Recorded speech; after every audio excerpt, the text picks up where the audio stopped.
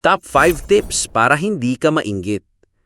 Number 1, i-remind mo sarili mong Facebook post lang yan, hindi buong kwento ng buhay nila.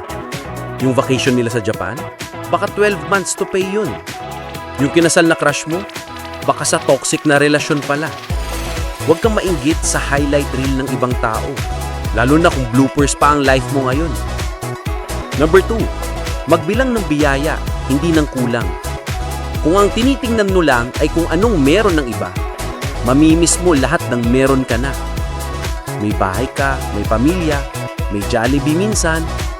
Yung iba nga, may jowa pero stress kada linggo. Huwag kang umiyak sa kulang mo.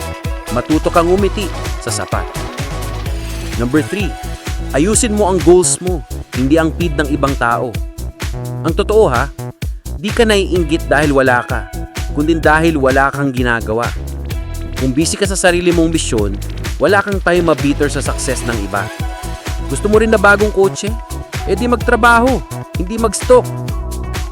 Number 4, celebrate others genuinely kasi pag ikaw naman ang blessed, gusto mo rin ng suporta, di ba? Ang tunay na galante, marunong magsaya para sa iba kahit hindi siya ang bida. Masarap sa pakiramdam pag marunong kang mag-cheer kahit hindi ikaw ang panalo. Kasi darating din ang araw mo at mas masarap yung victory na walang halong inggit. Number 5, tanggapin mong may mauuna talaga. Pero hindi ibig sabihin ikaw ay huli na sa laban ng buhay. Life is not a race. Hindi porket nauna siyang yumaman, loser ka na. Baka ang timing mo, hindi lang ngayon. Baka mas malupit pa yung sayo, hinihintay ka lang gumalaw. So wag mainggit, maghintay, magsipag, magtiwala. Bonus tip, kung sa bawat tagumpay ng iba ay pain ang nararamdaman mo, baka hindi success ang kulang mo, kundi peace of mind.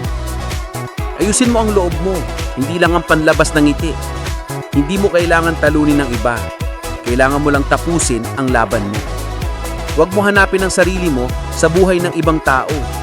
Hanapin mo siya sa effort na ginagawa mo ngayon.